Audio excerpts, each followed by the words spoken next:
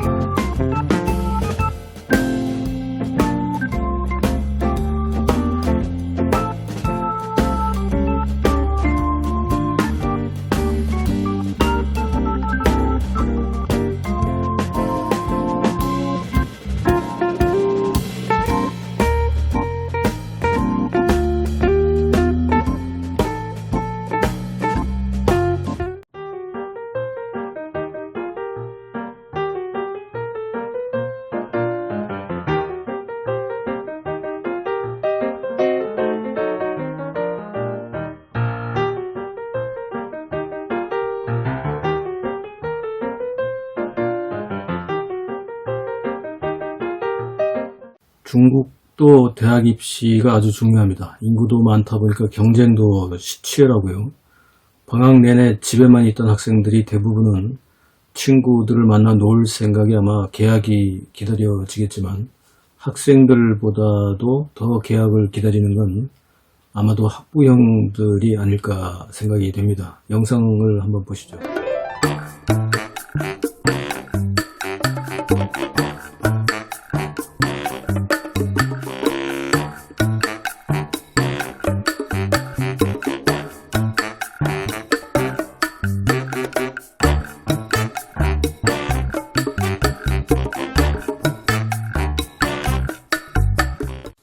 어떻습니까? 학생들보다 더 개학을 기다렸던 학부모들이 자녀를 등교시키면서 좋아서 어쩔 줄 모르는 모습을 볼 수 있었습니다. 개학은 곧 학부모들한테는 해방인 거죠. 여러분들은 어땠습니까? 예. 그런데 문제는요, 중국이 지금 개학을 해도 되나요, 이게? 지금 중국 공산당이 또 무리를 두는 것 같은데요. 무리수를 둔 것 같은데, 학교에 간 아이들이 과연 무사할까요? 영상을 한번 보시죠. 중국의 학생들이 개학을 해서 학교에서 열심히 수업을 받고 있는 장면입니다. 마스크를 끼고 수업을 받고 있는데 지금 이 장면은 초등학교 점심시간입니다. 격줄로 식사를 하는데요. 대기하는 아이들이 참느라고 참 고생이 많을 것 같습니다. 상당히 많은 학생들이 한 교실에 있네요. 한 50명 정도 될 것 같습니다. 한 고등학교는요, 아예 밖에서 서서 식사를 하고 있습니다. 서로 격리를 위해서 이렇게 떨어져서 실내가 아니고 실외에서 서서 식사를 하는 광경도 참 이채롭습니다. 또 다른 학교는요, 고3 학생들을 위해서 특별히 준비한 복습 겸용 식탁입니다. 이렇게 식탁에다가 격리를 하고 격리된 위에다가는 공부하는 자료들을 올려놨습니다. 자, 그런데 이렇게 격리시키면 무사할까요? 영상에서 보시다시피 한 감염자가 있다고 가정하면 기숙사 생활을 하는 학교의 경우 10일 정도면 거의 전교생이 감염될 수 있습니다. 결국 사단이 났습니다. 허난성에 있는 핑딩산시에 있는 제2고급 중학교. 야간 학습 시간에 4명의 학생이 감염되어 구급차에 실려갔습니다.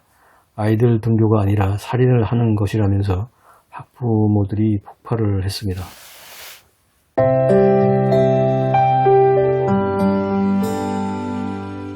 댓글 소통과 에피소드 시간입니다. 중국의 산둥성, 헤이롱장성, 스촨성 등지에서 개학을 빨리 멈추라는 여론이 일고 있습니다. 중국 네티즌들은요, 일부 지역은 중앙정부의 눈치를 보면서 학생들의 감염 사실을 숨기기에 바쁘다며 한탄을 하고 있습니다. 중국에서는 문제가 생기면 그 문제를 빨리 해결하려고 하지 않고 제일 먼저 하는 일은 입을 막고 문제를 덮으려고만 하며 댓글 하나에 우마오, 우리 돈으로 한 85원 정도를 받는다고 해서 우마오당 아시죠? 그래서 그 우마오당이라고 놀림받는 댓글 부대들을 동원해서 여론을 조작한다 이렇게 성토를 하고 있습니다. 구독자님 질문을 하나 소개를 하겠습니다. 교수님 진짜 궁금한 문제가 있는데, 첫째는요, 80년대 천안문 사태를 겪거나 참여했던 중국 젊은이들이 현재 50대일 텐데 그들의 의식 수준과 사고방식이 궁금합니다. 많은 분들이 이민을 가서 중국에 없다고 말들 하는데, 그렇다면 현재 중국 사회의 상층부를 차지하고 있는 50대 지식인들은 어느 수준의 생각을 가지고 있고 그들의 지향점은 무엇일까요? 둘째, 현재 북경대나 칭화대 등의 20대 중국 젊은이들의 가치관, 지향점은 어디로 가고 있는 건지요? 이들이 결국 중국의 미래를 어느 정도 만들어 갈 테니까요. 답변 부탁드립니다. 이런 두 가지 질문인데요. 제 생각을 좀 말씀드리겠습니다.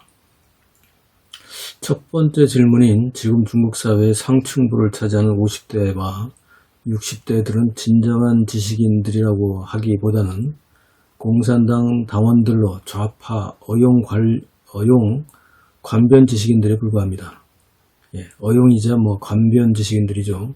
이들이 지향하는 것은 한마디로 낯이 뜨거울 정도로 공산당에 충성하는 것뿐이라서 더 부연 설명할 게 별로 없을 것 같습니다. 한심하죠. 그러나 당시 천안문 시위에 참여했다가 정말 운 좋게 살아남은 많은 지식인들이 목숨을 건 탈출 끝에 미국, 유럽, 대만 등으로 도망을 갔고 일부는 홍콩에 남았거나 그 후에 다시 해외로 방명을 했습니다만, 그렇지만 중국 대륙에도 많이 남아있죠. 그런데 이제 그들은 거의 숨죽이고 지내면서 천안문 사태와는 무관하거나 아예 함구하고 있는 실정입니다. 우리가 보는 중국의 진정한 지식인들은요, 음지에서는 침묵하고 어떻게 좋게 표현하자면 때를 기다리고 있다 이렇게 볼 수 있는데, 중국 지식인들은 민주화나 정치 이야기를 꺼내면 화제를 회피하고요. 때로는 주변을 둘러보면서 우울한 표정을 짓기도 합니다. 이들은 그냥 살기 위해 살고 있고 가급적 자녀들을 해외로 보내려고 애를 씁니다. 자녀들만큼은 자유로운 세상에서 살기를 바라는 거죠. 두 번째 질문인 그렇다면 20대 중국 청년들의 가치관과 지향점은 어떨까요? 이건 제가 20대가 아니니까 잘 몰라서 제가 중국 친구들한테 자문을 좀 구해봤는데요. 대략 이런 내용으로 요약이 됩니다. 참고만 좀 하시고요. 북경대나 칭화대를 나오거나 젊은이들은 대략 세 가지 진로를 고민한다고 볼 수 있는데요. 첫 번째는 출세를 위해서 어떻게 해서든지 공산당 당원이 되겠다 이렇게 한다고 합니다. 둘째는요, 공무원 시험을 봐서 합격을 해서 안정적인 생활을 하면서 다시 공산당 당원이 될 수 있다면 되려고 한다는 겁니다. 세 번째로 공산당 당원이 될 가능성이 아예 출신 성분이나 배경이나 자격이나 이런 걸 따져서 될 가능성이 없는 사람들은 창업이나 취업 이런 쪽으로 먹고 살아야죠.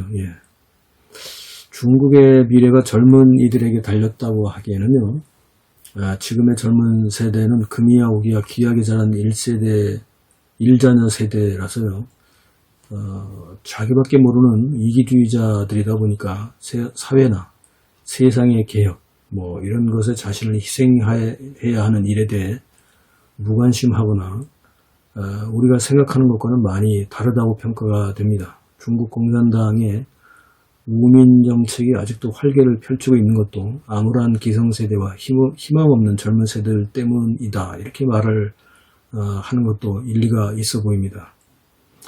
중국이 경제 발전을 하면서 많은 중국인들의 해외 경험을 통해서 자유와 평등, 민주적 가치 등에 대해 이해를 하고 고민을 하긴 하지만 중국은 아직도 갈 길이 멀다고 생각이 됩니다. 공산주의 청년단, 공청단 아시죠? 이 단원만 8,900만 명이 넘었고요. 곧 9천만 명이 됩니다. 공산당 당원이 9천만 명을 넘었고요. 이들의 가족들과 공산당에 빌붙어서 먹고 사는 공무원들, 국영기업 직원들, 노동자들 등등을 합친다면 이들의 가족들 이렇게 합친다면 적어도 한 4억에서 6억은 공산당의 밥을 먹는 사람들이라고 봐야 할 겁니다. 그렇다면 나머지 사람들은 1966년부터 76년까지 약 10년간의 문화대혁명 기간을 거치면서 교육을 제대로 받지 못했잖아요. 그 시대 사람들이. 그렇다 보니까 이런 사람들이나 농민들이나 혹은 도시 노동자들이 대부분이기 때문에 이들이 개혁이나 혁명을 이루어낼 수 있다고 볼 수는 없겠습니다. 게다가 이들조차도 노동자 농민을 위한다는 공산당의 새빨간 오래된 선정과 선동에 넘어가고 강압통치 및 우민정치에 세뇌되었기 때문에 조직적 저항을 할 만한 세력이 되지 못한다는 거죠. 예. 따라서 중국에서 지식인이나 노동자 혹은 시민이 주체가 되는 민주화 운동은 현재에서는 뭐 기대하기 어렵다고 봐야 합니다. 이건 뭐 홍콩하고는 좀 다르죠. 홍콩이나 대만과는 아예 그 시민들 혹은 주민들 구조 자체가 다르기 때문에 그렇다고 봐야 됩니다.